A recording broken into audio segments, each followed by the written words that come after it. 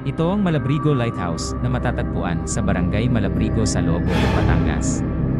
Ito ay isa sa mga pinakamatandang parola sa Pilipinas. Bukod sa natatangi nitong kagandahan, ang Malabrigo ay may misteryosong reputasyon.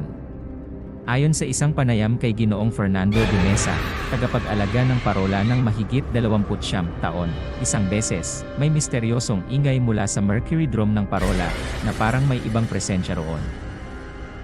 Ngunit ang pinakanakakatakot na karanasan niya ay nang salakayin ng mga kafgu ang parola at akusahan siyang may itinatagong 70 rebelde ng EA. Ayon sa kanya, halos mamatay siya sa takot habang hinalughog ng mga armadong kalalakihan ang parola.